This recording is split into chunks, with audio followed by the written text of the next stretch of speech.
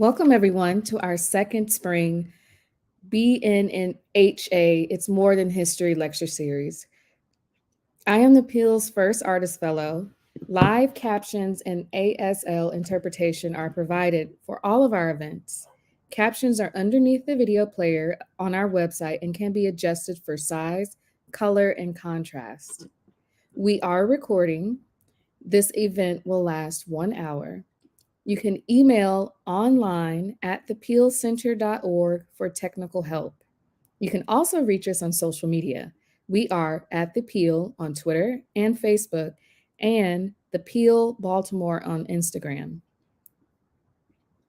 We invite you to write your questions in the chat box on the page you are watching this through at any time throughout the discussion.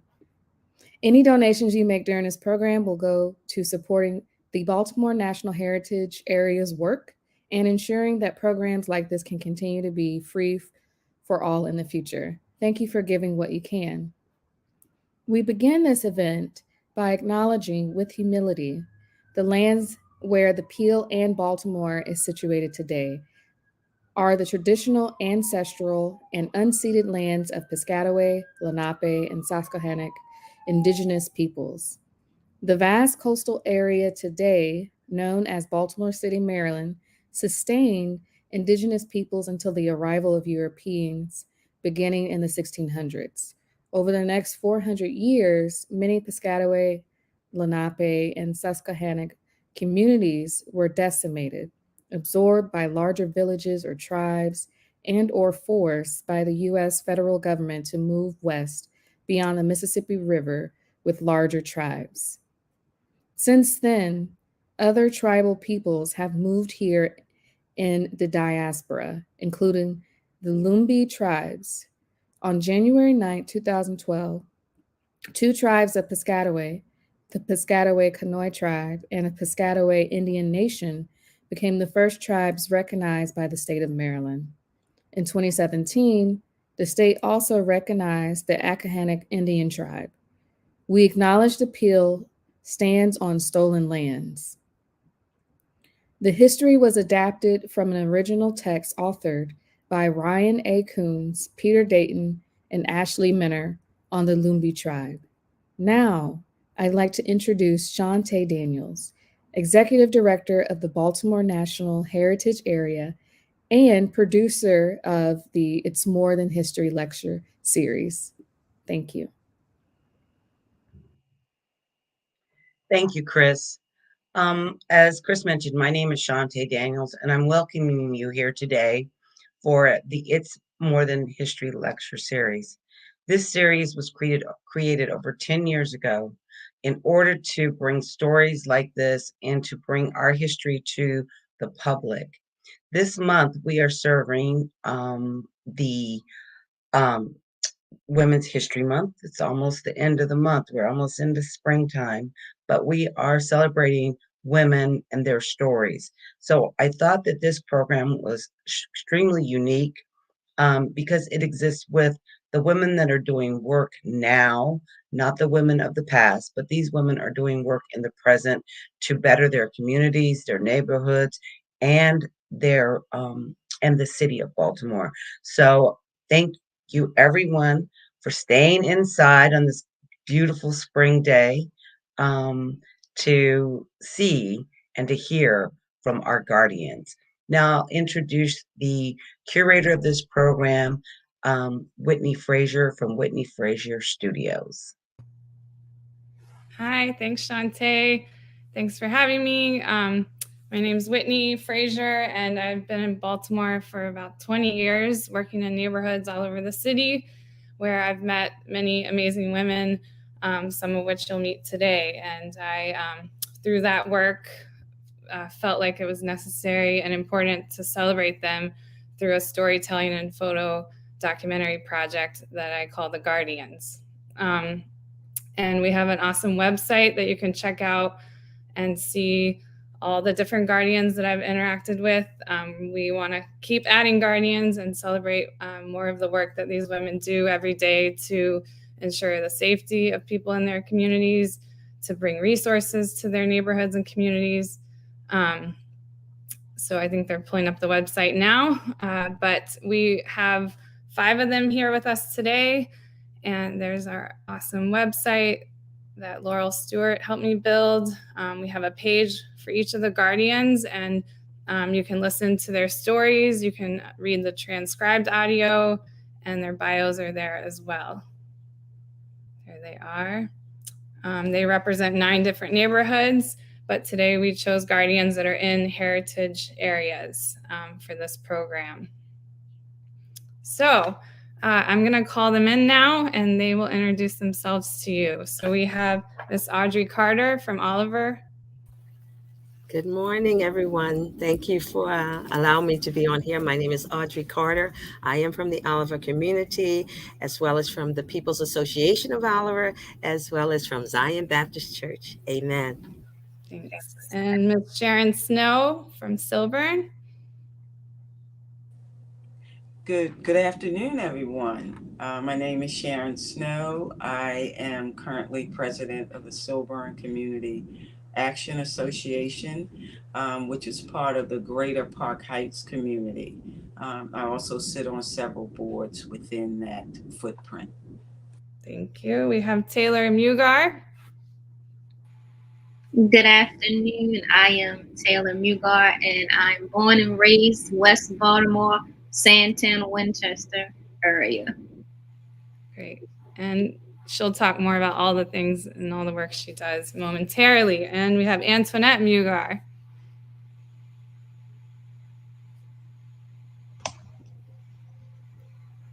Good afternoon, everyone, and thank you for having me. My name is Antoinette Mugar, and I'm representing Harlem Park West, as well as the Baltimore City Police Chaplains for Western District. And I also am chair for the Social Determinants of Health Task Force, Social Justice Subcommittee. Great. And Samira Franklin. Hello, everyone. Good afternoon. My name is Samira Franklin. I'm a lifelong resident of West Baltimore. I'm a third generation Orthodox Muslim, and I'm happy to be a part of this panel and this group. Thank you. So Shantae, I'm going to have you lead us with some of the questions. Thank you, Whitney. So thank you, ladies. I'm so glad to see you. You're all just, you're a breath of fresh air because everybody is smiling, and that's great. I think what I want to start off with so that we get straight to the point is what drives you to do the work that you're doing in your communities. I'll get to some of these lighter questions later, but I think the most important thing is to ask you what motivates you to work in your community and to work throughout Baltimore to make it a better place for everyone. And anyone can jump in on that question. It doesn't matter who answers first. Okay, well, I love Baltimore. But as they said, been born and raised here all my life, but primarily in East Baltimore, pretty much in the Oliver community. And maybe I'm going to say right now, I'm in the Johnson Square community, which is, if you just cross the street, you're in Johnson Square. You cross the other side of the street, you're in Oliver. So not only do I live in the area, I worship in the area. That's where my church is, Zion. That's where I've worked at as a Head Start teacher. That's where I went to school at, Dr. Bernard Harris. And that's where, pretty much I've grown up there. My son's grown up in the area, my grandchildren. And so I'm kind of generational in knowing generations in Oliver. But I love East Baltimore. And I just want to share one of the things that I love about East Baltimore is when I was young, my stepdad used to take me through the city and go, this is this place, this is this place, this is this place. And now when I go through it, I'm going like, oh yeah, I remember that. So I love East Baltimore. I'm trying to get to West, South, and North, but right now I'm comfortable in East Baltimore. And my primary focus for all of this is the children. I'm all about children and youth, and that's what drives me to do the things I do in the community. So Ms. Audrey, just to add to that, Ms. Audrey, talk a little bit about the things you do with the young people in the neighborhood and why you do that work with them. I'm the coordinator with my children in the youth ministry at the church. But in addition to doing things with them there, I do things in the community. We have a Be More Beautiful Team Up to Clean Up work project where for the past several years, taking out young people, where we do a lot of cleanups in the community. We care for a Best Garden, and it's like a paid internship with the young people, but they're like from 13 to 19. And we just go out to clean up the community. Sometimes when residents need some assistance, we take the young people over there and kind of, help them out. And we've been, again, doing it for a couple of years now. And I'm going to say also with just giving out food, just helping in general, events. We just did a Black History event. And it was funny because some of the young people didn't know a lot of the history. But it was challenging because we had the older and the younger. We did Martin Luther King event. Right now, we're about to do a youth expo, so I can share that later. But we do a lot of work in the community with the young people, employing them. Right now, I'm focusing also on, and just to share this, I lost my son 3 years ago. So now my drive now is to reach some of the older ones. So I'm on the corners and saying hi and I love you and come over here and help and work. And because I've been in the community generationally, they receive me as, Sister Miss Audrey most times. So I'm grateful for all of that. Yeah, and just to piggyback off of what you said, I'm a native Baltimorean and grew up in West Baltimore. They now call it Sandtown, Winchester, but it was just West Baltimore when I was growing up. And I grew up in a neighborhood with a lot of educators. We had a vice principal, we had 4 teachers. As a matter of fact, my first and second grade teacher lived across the street from me.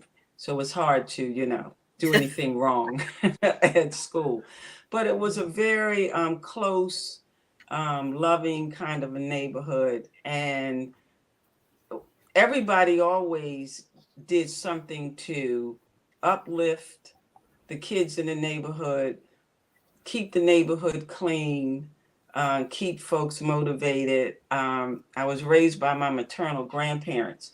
And so if anybody came to the door, or if we came in and said somebody hasn't eaten a day, my grandmother was making a meal, either having them come in and sit down at the table, or we would take them a meal. So I grew up serving and making sure other people were okay.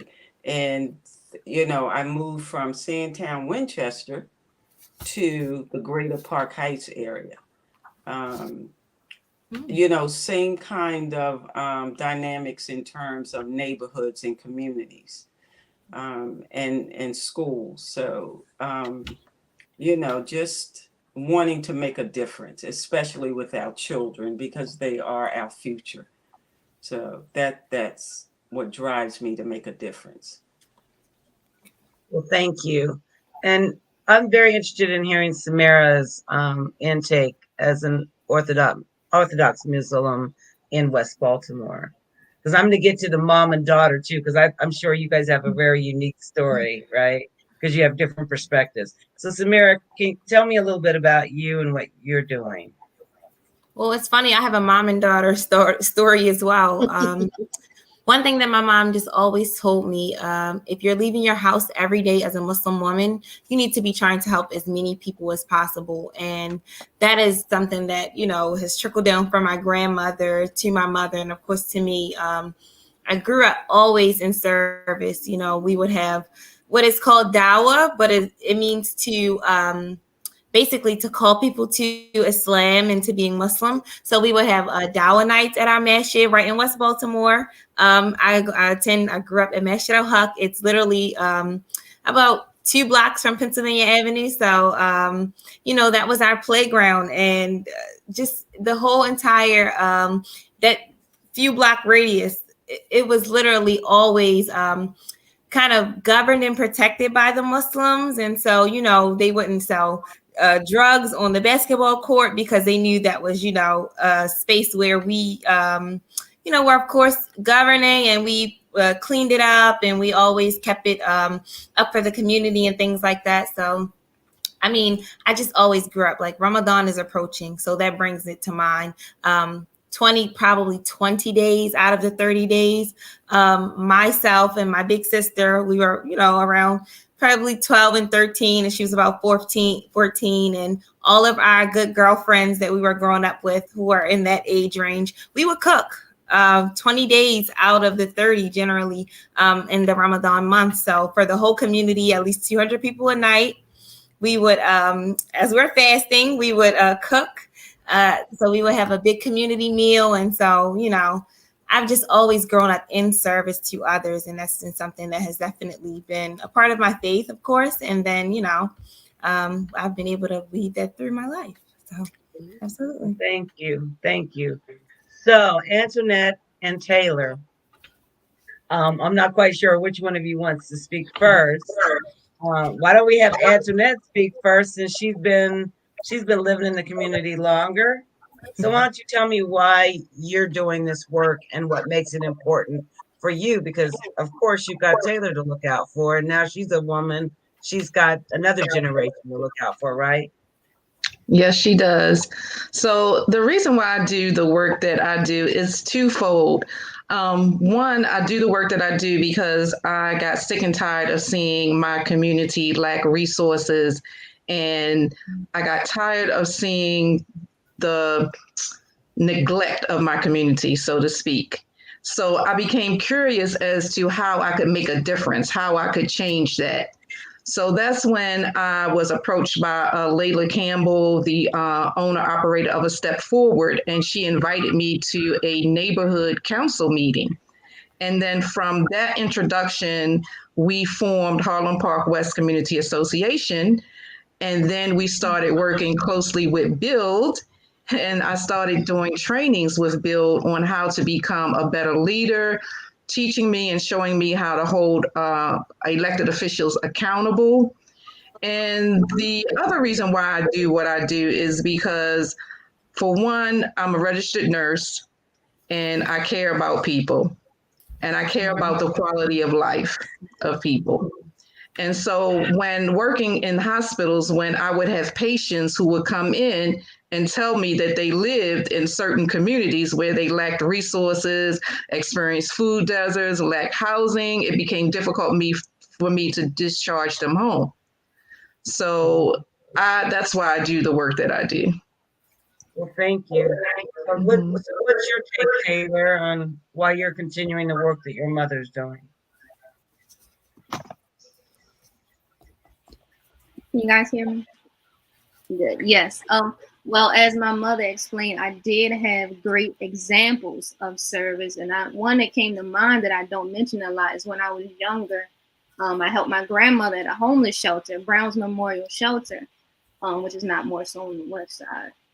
But it was a point of service that I always had examples around servicing people. I was always that woke individual in high school when woke wasn't a phase. Like, oh, Taylor got something to say about this history. Are you gonna bring Malcolm X into this? So I was always that person who took pride in my history because of my mother teaching me the importance of my history. And as my mother stated, yes, I was tired of the neglect, tired of seeing zombie land, my community numbing themselves. And so if I'm able to continue sharing that light, that is something that I want to continue to do. Well, thank you.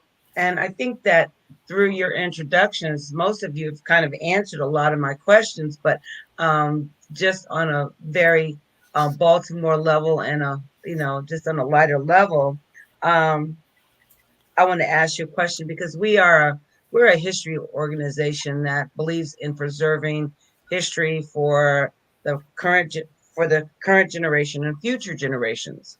So that's what it seems that you all are doing in your own special way, is that you are preserving your community for future generations.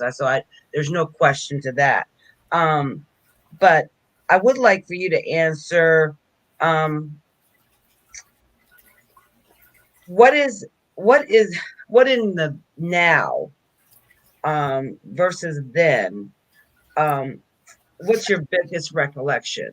So if you were to take 10 years back, 20 years back, whatever age bracket you're in, because you're going to have to kind of, spread that out. You said what it exists now that you don't see anymore, but you do recollect as being something in the past. What would that be that's in your neighborhood? And Taylor, you're smiling, so you must have something that you're thinking of.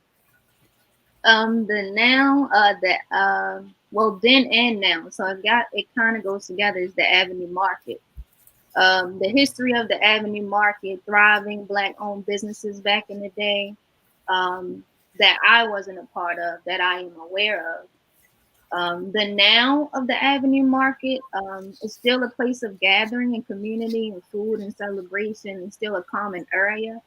But it's not so more of like Black economic development. Most of the development now is more so kind of like, honestly, like violence stricken, like, greediness, things of that nature. So I feel like we did lose a bit of that from the then and the now. Thank you. Samara, you seem to be interested in answering that question. You're on mute. You're on mute. Yes, it's funny. I went to a lot of different schools in West Baltimore, all over Baltimore. And one of them was Utah Marshburn Elementary.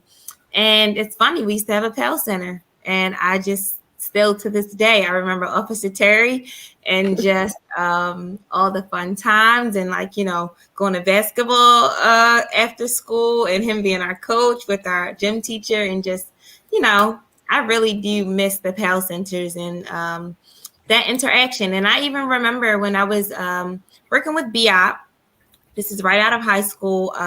We did a lot of work in the city, which was, really impactful. But in working with BIOP and going back and kind of trying to uncover our stories, it was a young guy named Dante Paul, who I also went to elementary school with. But he was saying, he doesn't really have any good recollections of police. And it was funny. He recalled in one of those meetings, he said, you know what? I do know one good police officer. He's from my childhood, Officer Terry.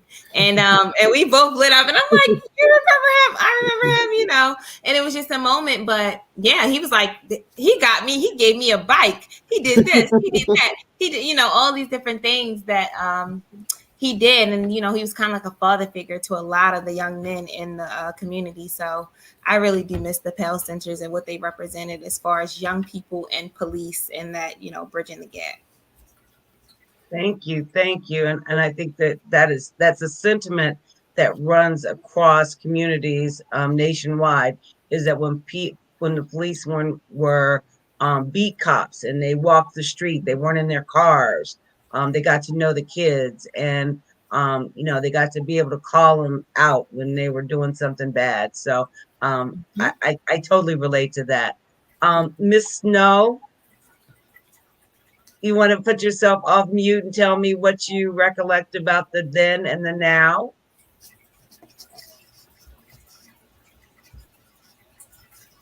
You might be having some technical difficulties.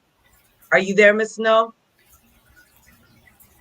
She's on mute again. So while she gets herself unmuted, I would like to go to, and I apologize because I'm trying to remember, Miss Carter from Oliver. Yes, hi. Hi. So tell us about your then and now. What I remember then is all the institutions and all the I'm going to say the retail and just things that in the community. We had a market, we had a movie. Used to go to the Apollo movie. That is just a shell of a building now. It's closed down. But I remember the movie, and you go in there and the floors were so sticky. You had to, you just had to have your feet up in the chairs, watching movies.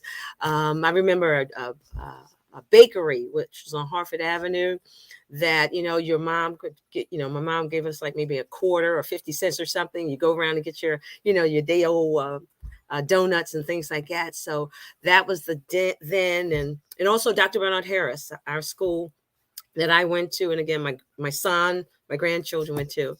And the now is that, and this is our struggle here in Oliver, is that we are being challenged with, I don't know whether it is, they're trying to dismantle Oliver or not, but I just know we just recently had a challenge of, they were trying to close Dr. Bernard Harris Elementary School.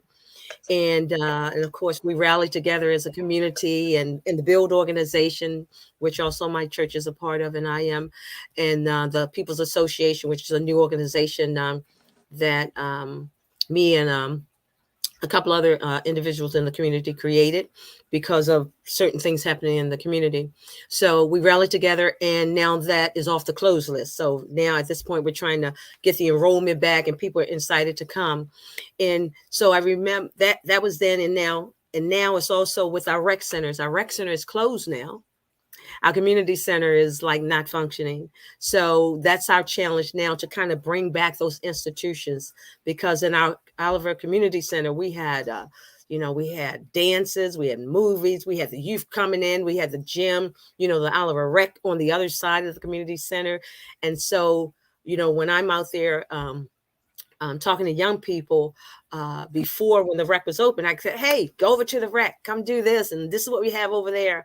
But now, because it's closed, that's the challenge that I have with trying to find the resources and the places to send our young people so that they can, be more engaging and do more positive things. So, but that was the now this, but we're still fighting. So the fight isn't over. So I'm hoping to bring back the rec and the Oliver Center.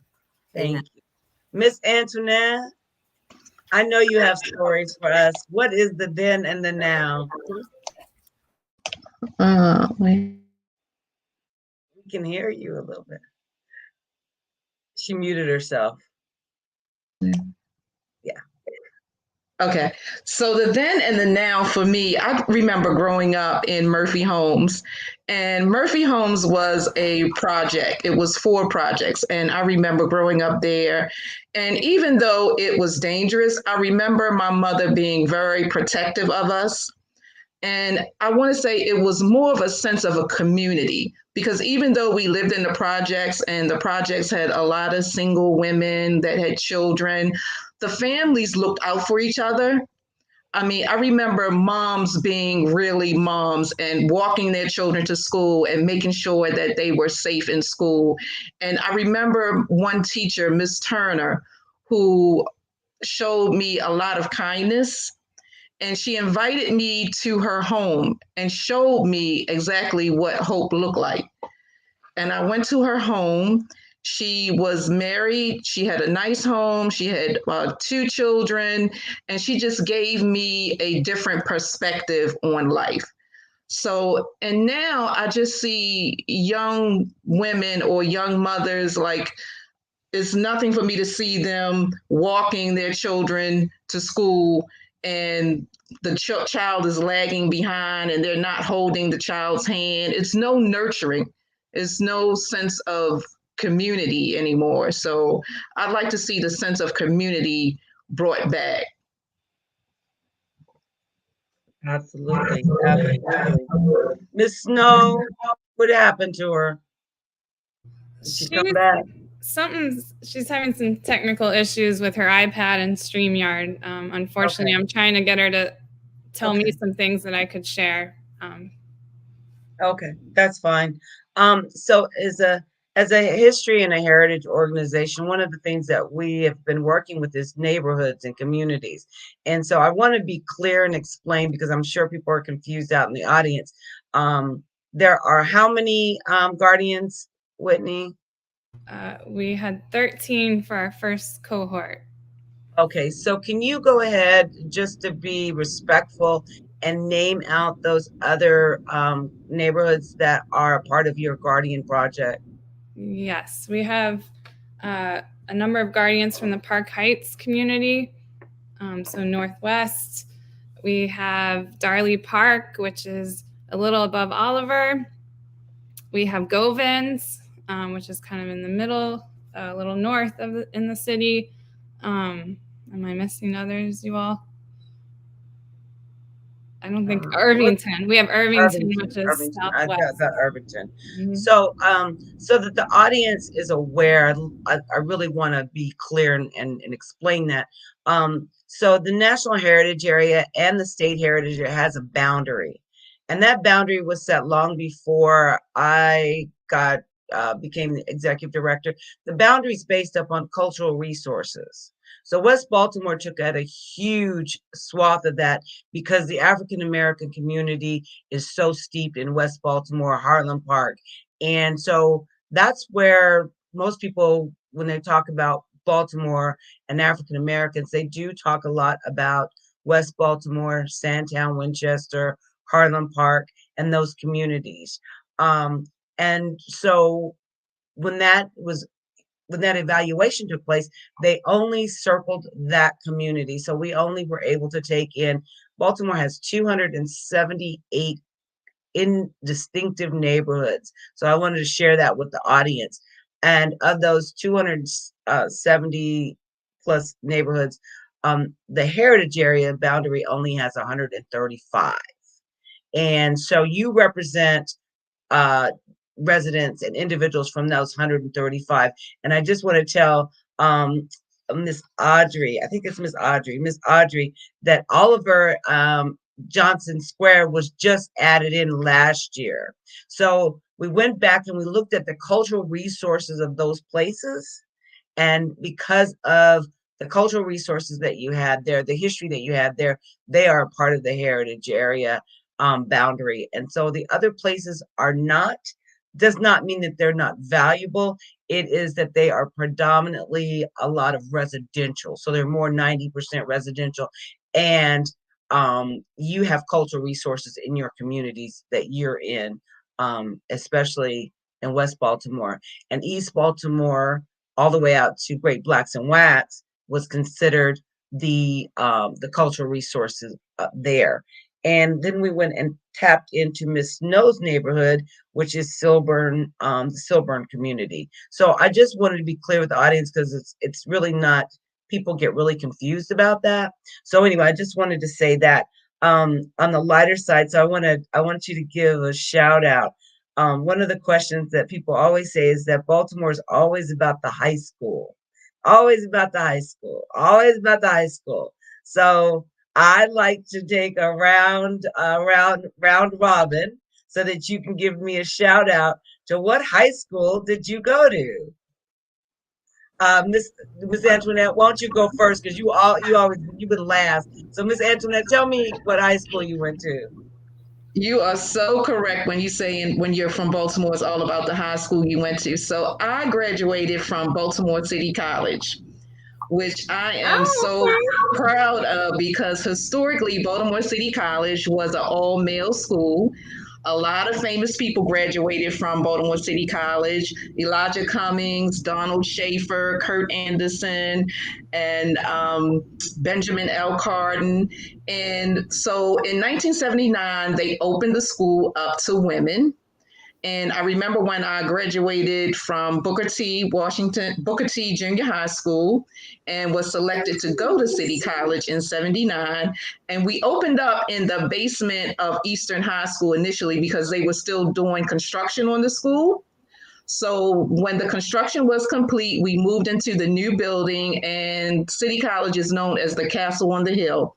And in 1982, they graduated the first group of women, and I'm part of that graduating class. So it's a lot of history there with Baltimore City College. Congratulations. Samira, you wanted to raise your hand. What high school did you come from? I went to Western. I'm a dove. I think everybody can see that in me. But yes, and it's funny. My parents actually, my mom, she actually went to one of the first African-American Muslim schools in the country that my grandparents started. So yeah, I went the public school route, but yeah, they were like completely homeschooled, and they started a school, and it's still in West Baltimore now. Great. Taylor? I am a dove. I went to Western High School as well. Just see it. Miss Audrey? Okay. And I forgive all of you because I went to Dunbar High School. And actually, I graduated with that winning Dunbar basketball team under Bob Wade. Yeah, they were. I remember. I think for 2 years straight, they were like, I'm gonna say like 31-0. That kind of thing. So, and that's with Muggsy Bogues and Reggie Williams and them. So it was a dynamite basketball team. But I ran track for them, and we were good at that too. The Western girls, were a challenge, but we hung with you though. You hung with you, but yep, Dunbar High School. Miss Snow, are you with us? Is she with us? I think so. Miss Snow, are you there? Maybe she's not there yet. She's still having technical difficulties. Oh no. No, she's still having technical difficulties. So I just love the way you guys just take on your pride in your high school. The question that will follow that up on your high school. Can you all hear me? Yes, ma'am. Hello. Oh, you can hear me? Yeah. Yes, we Hi, can. Miss Snow. Hello, Miss Hi, Snow. I'm having some real technical problems here. That's sorry. okay. Got a little flash just said get closer to your what is it? Your The router. And I did Router. that, but that didn't help at all. But getting back to where we were, So let me ask you a graduated from question. What Edmonton high school did you go to? It had only been open maybe about 4 years. And it was so many students going to the school that they had us on shifts. So there was a 7 a.m. to 12 noon. And then there was a 12 noon until like, I think it was 4:30 or 5 o'clock. So as a freshman, I was on that afternoon schedule. But it was quite an experience because it was a distance from my neighborhood. So nobody from my neighborhood went to this school at the time I went. And this was the early 60s. And so it was a new experience for me.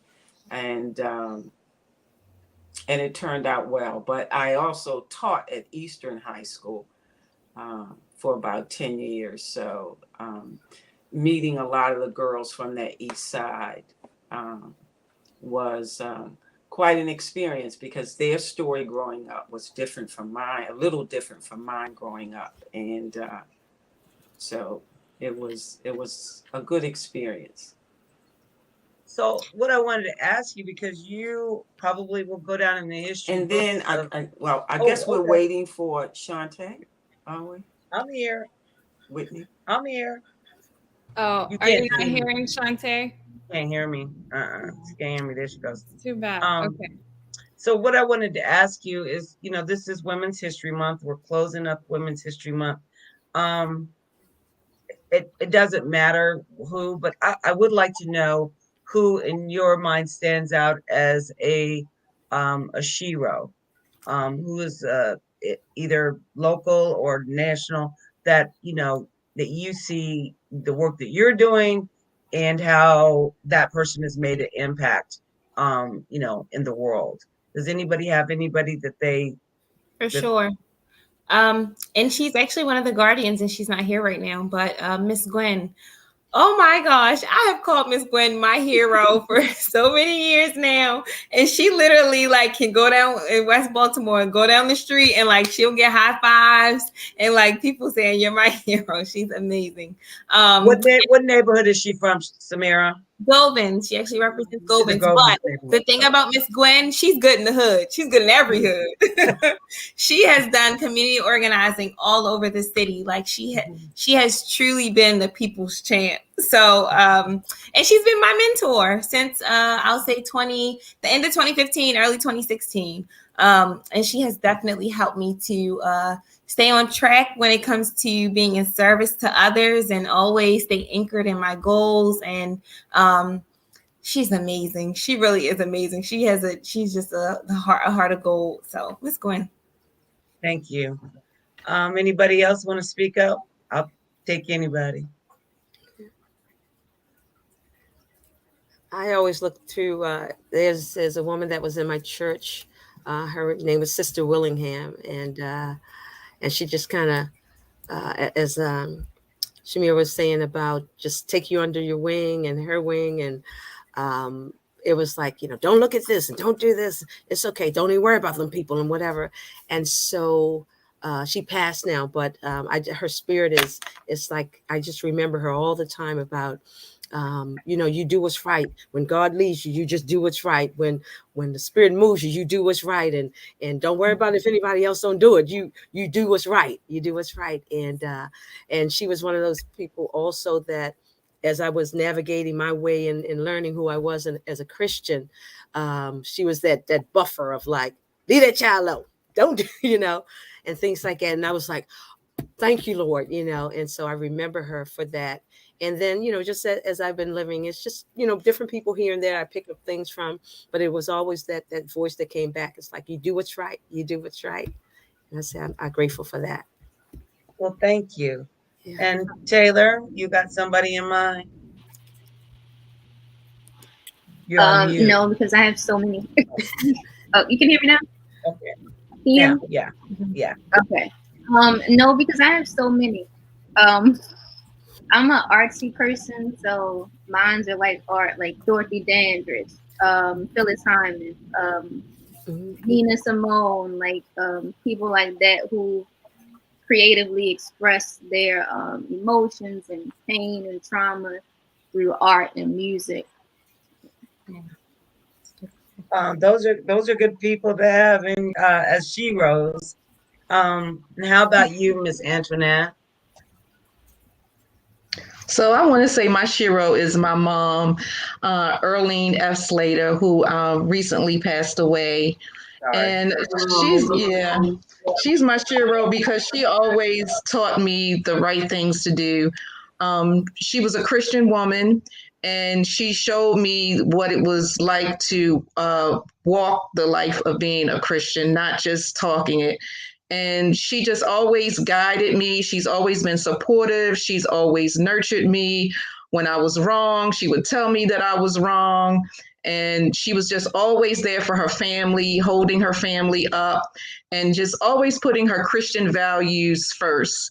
A very humble person, very sweet person, always caring for her family, and a hardworking woman. So she is definitely my shero, my mother.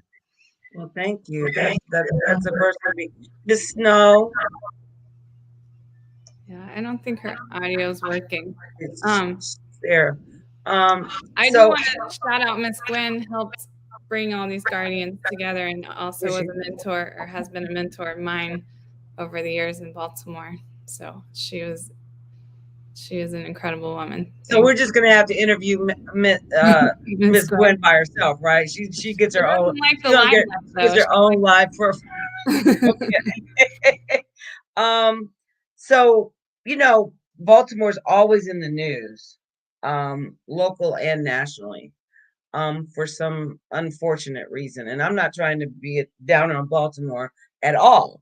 What I want to know from you is that I'd like to know you tell the public something about what they are hearing in the news to change their opinion. We are about one of the things that we do is not only preservation and enhancing the historical aspects of Baltimore, but we're also about bringing people to Baltimore for tourism.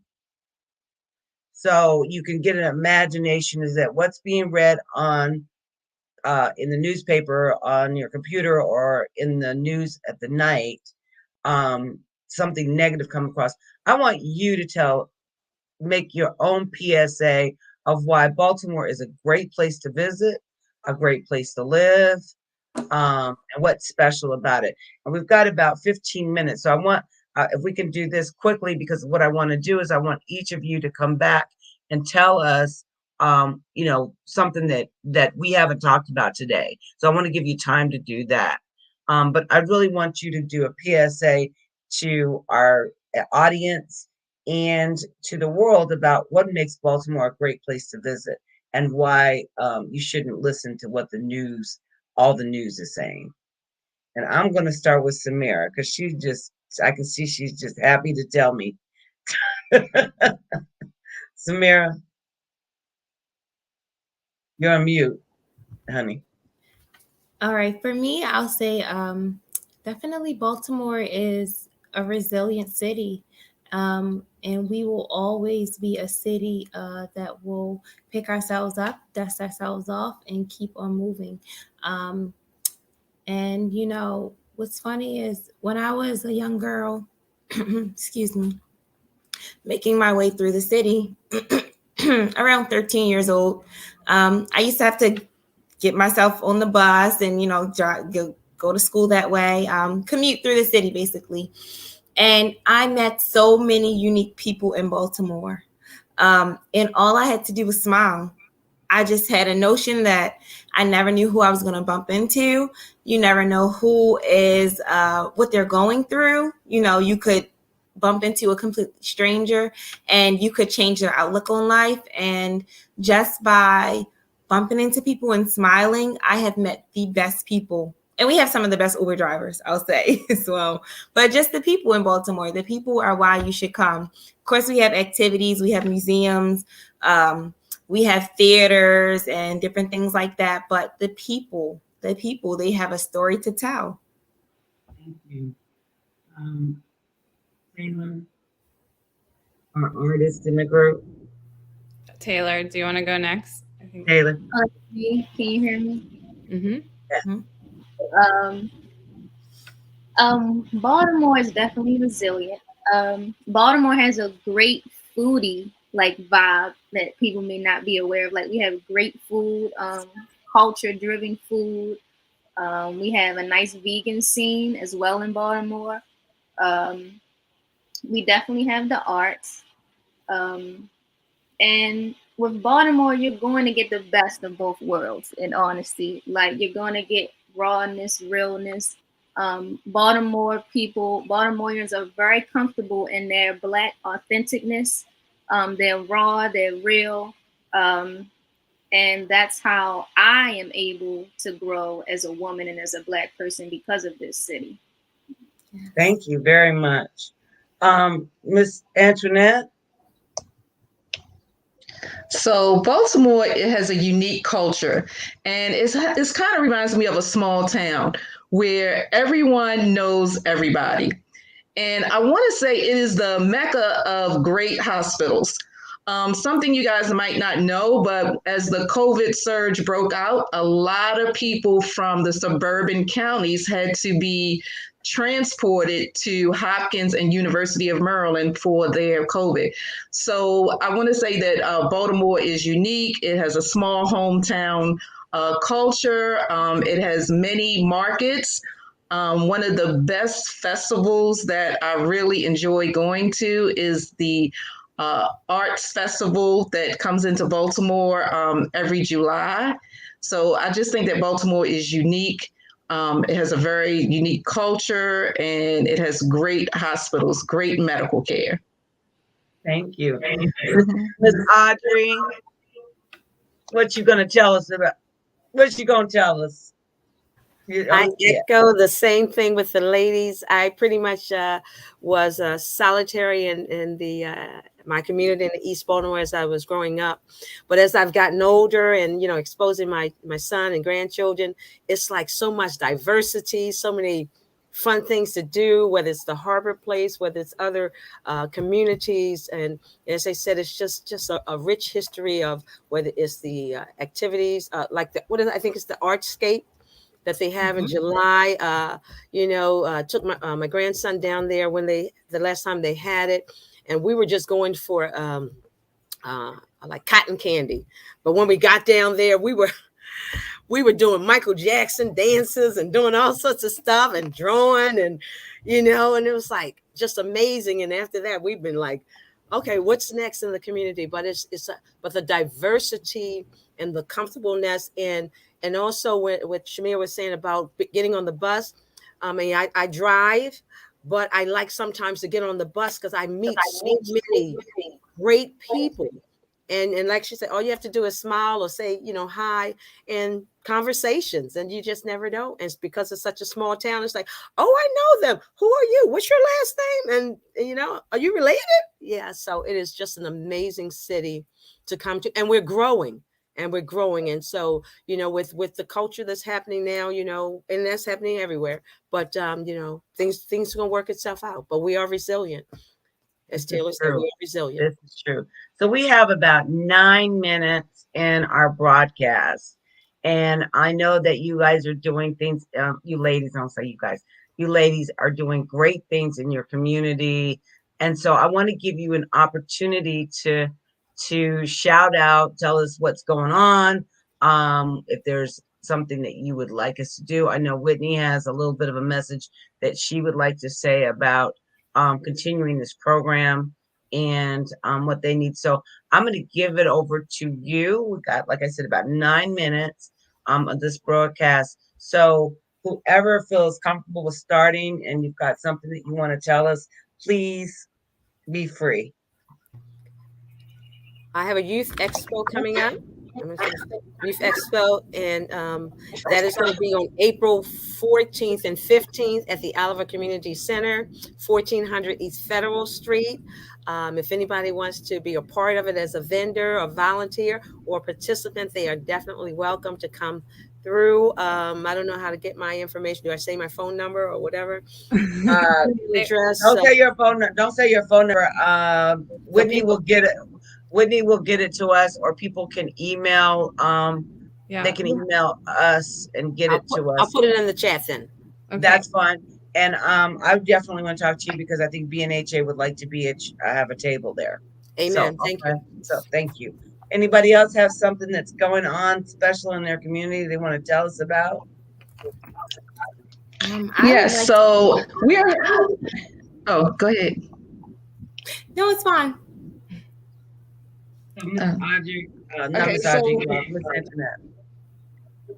So we're having a spring COVID and vaccine clinic on April the 16th at 1142 North Fulton Avenue. We're also going to be doing voter registration and handing out Easter baskets for anyone that registers.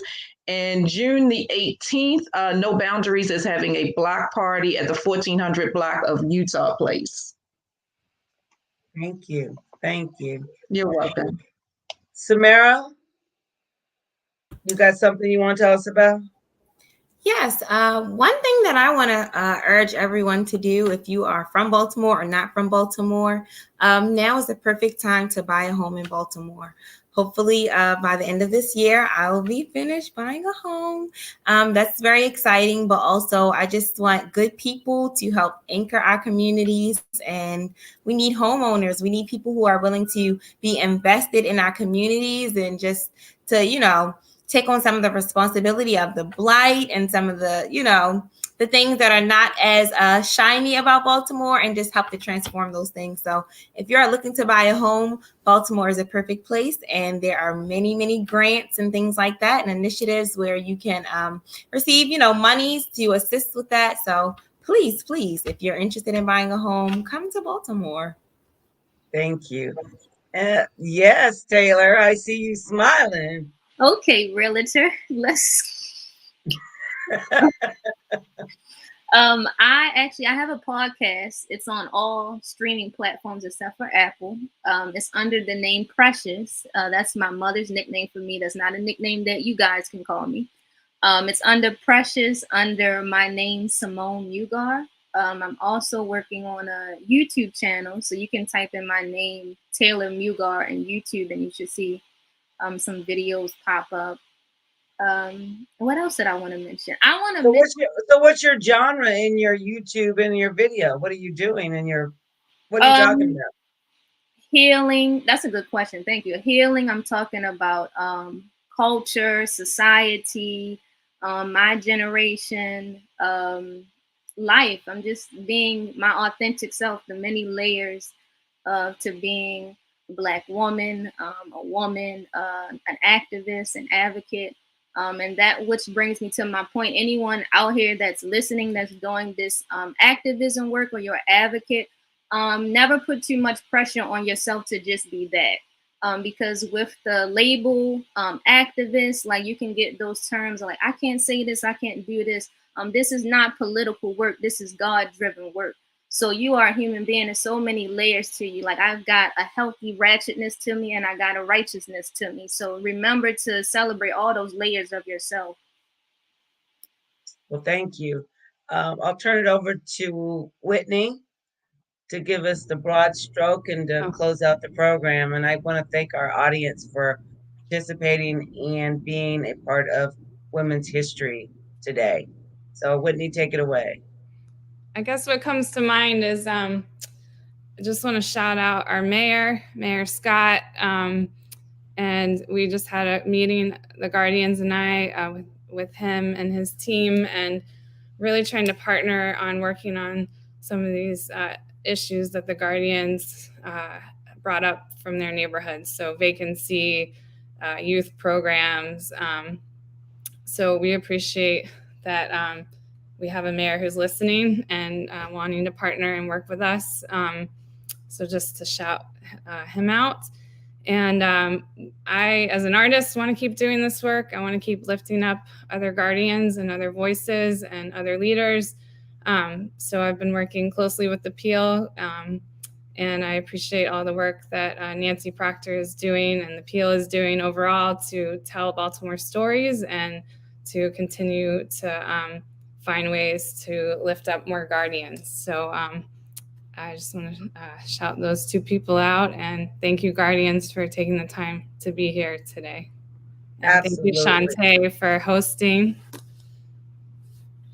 Like I said, women have been the backbone to, to our society from the early days. I won't go back to that first woman. She had her own issues. But that goes to show you that we're all human and that we all have issues, right? So, but women have been the backbone. You hear modern day music, you hear just whatever situation, it says the woman is at the hearth of the home. And nowadays, women are not just in the hearth of the home, they are in the streets and they are making things happen. They are changing their neighborhoods. They're taking care of one another. And that's what we have to do. We have to start all over with taking care of one another. Self-care is important, but as women, we have to take care of one another because we are doing the hard work. And if anybody's never thought about it, woman is man. The only difference is that we carry the womb, and that womb is what carries the world. So I don't want to get on my soapbox because Lordy B, I got one. I just want to say I thank you for what you're doing in your communities, and your work will not be forgotten because somebody 20 years from now will be sitting around saying, I remember Antoinette, I remember Miss Mugar, I remember Samara smiling at us on the bus. Someone will say, Miss Audrey was the one that really taught me everything I need to know about being a young lady or being a young man. So all of us, our contributions will never be forgotten. And now that we've had Whitney that has basically documented your stories and what you're doing, you will be a part of the stories of Baltimore. So in the work I do, I want to thank you so much. And I want you to stay in touch with me because I think I have something for each and one of you through my programs that will be of interest to you. So as the people that are in the audience are looking down at the bottom, say, donate to BNHA programs. Those programs go back to the community. We have youth programs. We do history through art for youth. We're working with Baltimore Public Schools, and we do other events that are directed at our youth because they are the ones that are going to carry the baton in the future. And heaven forbid they got a heavy baton to carry. So I want to say thank you so much and have a wonderful weekend and keep in touch with us. All right.